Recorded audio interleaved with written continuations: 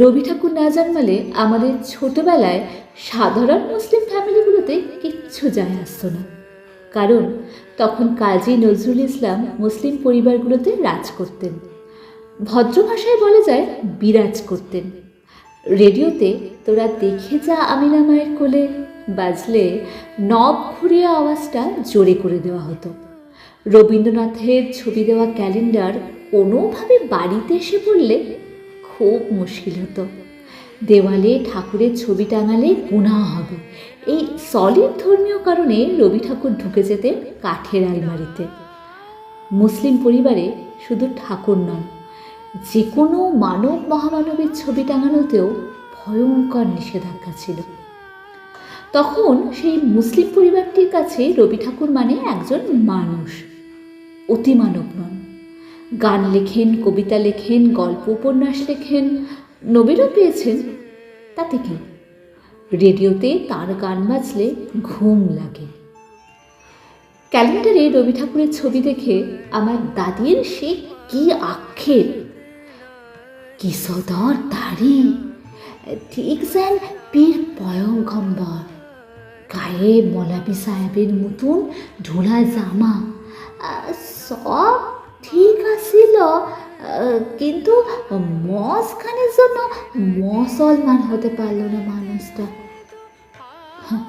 দাদি মাঝে মাঝে ক্যালেন্ডারটা বের করে রবি ঠাকুরকে দেখতেন আর বলতেন, লোকটার মুখে কি যেন একটা আছে, শান্তি লাগে। কেন সে মোষটা ধুতে গেল? জোলা মুস্কান না থাকলে এ লোক একেবারে খাঁটি মুসলমান, আমাকেও ঘরের লোক। ইতিমধ্যে বড় আনে উঠলাম, সহজ পাঠ হাতে এলো। এত সহজভাবে জীবনের রস গ্রহণ করতে করতে বানান এবং বাক্য গঠনও শেখা যায়। কবিতা নয়, যেন ছবি। পথের ধারেতে একখানে হরিমুদি বসেছে দোকানে, বিধু গয়লানি মায়ে বই, সকাল বেলায় গরু দই, আঙিনায় কানাই বলাই, রাশি করে সরিষা কলাই। পাশে বসে বুড়ি দাদি ফুটুস করে ফুট কাটেন, এত পুরাই হিঁদু পাড়ার বনানা। ও ময়না, মুসলমানদের নিয়ে কিছু লেখা পেলে শোনাবা। আমি পড়ি, বামি ওই ঘটি নিয়ে যায়, সে মাটি দিয়ে ঘটি মাজে। দাদি বলেন, রবীন্দ্রনাথ পীর মানুষ তো, ঠাকুর সারা জীবন আল্লাহর কথা ভেবেছে, তাই ঘর সংসারের কথা ভুলবার লিখেছে। মাটির সাথে একটু ছাই মিশায় না মাইজলে গটি শোনার মতো জকমকা হওয়া মুশকিল। এসব কথা শুনে আমি বিরক্ত হতাম, মা মুখ টিপে হাসত। এরপর সংসারে যা হয়, ভাইয়ে ভাইয়ে ঝামেলা, হাতাহাতি, দায়িত্ব এড়ানোর প্রচেষ্টা, এসব অশান্তির মাঝখানে বাবা ভিন্ন হলো এবং একটা ভাড়া বাড়িতে আমরা উঠে এলাম। তারপর কিছুদিনের মধ্যেই আমাদের নিজের বাড়ি হলো, বাগানওয়ালা বাড়ি। আমার মায়ের জীবনে খুশি নেমে এলো। রেডিওতে জোরে জোরে প্রাত্যহিকী শোনা হতো রোজ। প্রাত্যহিকীর পর 15 মিনিটের জন্য রবীন্দ্রসঙ্গীতের প্রোগ্রাম হতো। বাংলাদেশের শিল্পীদের গাওয়া রবীন্দ্রসঙ্গীতও বাজত সেই অল্পক্ষণের অনুষ্ঠানে। আমার পড়া মুখস্থর সঙ্গে জোরে বাজানো রবীন্দ্রসঙ্গীতের কোনো বিরোধ ঘটত না। মাও গলা মেলাত। মা গান না শিখলেও সুর জ্ঞানই ভালোই ছিল। নতুন বাড়িতে ছোট্ট মতন লাইব্রেরি তৈরি হতো। রবীন্দ্রনাথ সাড়ম্বরে এলেন। অনেক লেখকের বইয়ের সঙ্গে সঞ্চয়িতা, গীতবিতান, উপন্যাস সমগ্রহ, ছোট গল্পও এলো।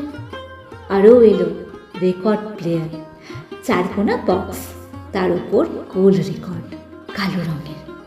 পিন চাপিয়ে গান শুনতে হয়। সারাদিনে রবীন্দ্রসঙ্গীত 2-3 বার তো বাজতই। হেমন্ত মুখোপাধ্যায়, সাগর সেন, অর্ঘ্য সেন, সুচিত্রা মিত্র, দেবব্রত বিশ্বাস, সুমিত্রা সেন আমাদের মন ভালো রাখতেন।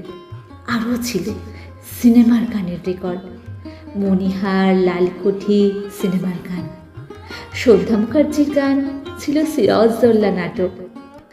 আমাদের দাদি আমাদের সঙ্গে থাকতেন না, মাঝে মাঝে এসে 2-1 মাস করে থাকতেন। কাপড় চোপড়ের সঙ্গে জায়নামাজ, তাসবিহ সব আনতেন।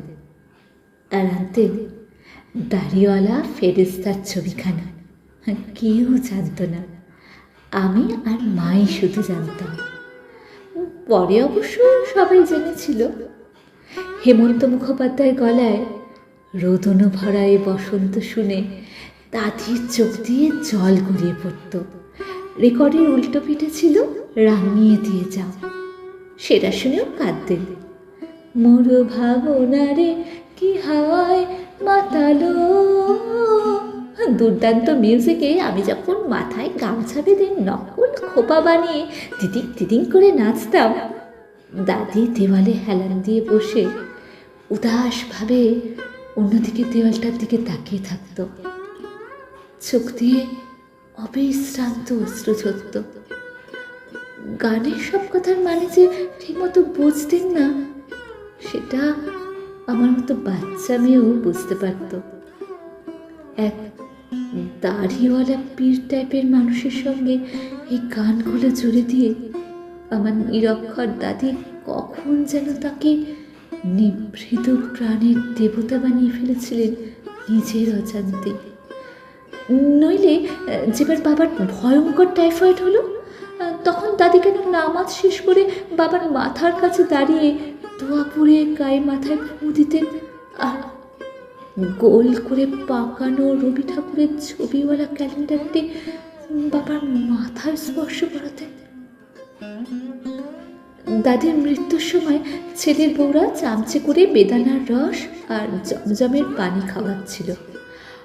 অশীতিপর বৃদ্ধার মুখ থেকে বাইরের দিকে গড়িয়ে পড়েছিল সব তরল। খেলবার শক্তিটুকুও ছিল না, অথচ হাতের মুঠোয় মুড়িয়ে রাখা রবি ঠাকুরের ছবি চাপা সেই ক্যালেন্ডারটি শক্ত করে ধরে রেখেছিলেন। ঘরে উপস্থিত সবাই ক্ষীণ স্বরে লা ইলাহা ইল্লাল্লাহু মুহাম্মাদুর রাসূলুল্লাহ বিড়বিড় করছিল। দাদি আমার মায়ের দিকে ঘোলাটে চোখে তাকানোর চেষ্টা করে কি যেন বলার চেষ্টা করছিলেন। একবার নয়, বারবার। ঘরে উপস্থিত থাকা মানুষগুলো দোয়া পড়ার আওয়াজ বাড়িয়ে দিয়েও বুড়িকে শান্ত করতে পারছিল না। দাদি একভাবে মায়ের দিকে তাকিয়ে ডান হাতের কাঠের মতো তর্জনীটা নাড়িয়ে কাঁপিয়ে চলেছিলেন। মা কি বুঝলো জানি না, বাবাকে একদিকে ডেকে কিছু একটা বলতেই বাবা সবাইকে বুঝিয়ে বাইরে নিয়ে গেল। ব্যাপারটা সহজ ছিল না। গ্রামে গঞ্জে মৃত্যু চাক্ষুষ করা একটা নিয়মের মধ্যেই পড়ে। ক্লাইম্যাক্স মুহূর্তে আত্মীয় এবং প্রতিবেশীরা ভীষণ বিরক্ত হয়ে বাইরের উঠোনে গিয়ে দাঁড়ালো। তখন ঘরে মা, আমি আর আমার দাদি। দরজা বন্ধ করে মা দাদির খুব কাছে গিয়ে কানের কাছে মুখ লাগিয়ে গাইতে শুরু করলো। রোদন ভরা এই বসন্ত সুখে কখনো হাসেনি বুঝি আগে, রোদন ভরা। মায়েরও চোখ দিয়ে অশ্রু গড়িয়ে পড়ছে। মাকে কাঁদতে দেখে আমিও কাঁদছি। সেই এক মুহূর্ত বটে। দক্ষিণ শরীরে দূর কখনে মা থেমে গেল। দাদির চোখের জল আসলে ঘুর দিয়ে মুছিয়ে দিয়ে চোখের পাতা দুটো বুঝিয়ে দিল। হাতের মুঠো থেকে গোল করে জড়ানো ক্যালেন্ডারখানা ছাড়িয়ে নিয়ে পুরনো আলমারির ভেতরে তুলে রেখে দিল। রবি ঠাকুর না জন্মালে এই দুষ্প্রাপ্য দৃশ্য কিভাবে রচিত হতো?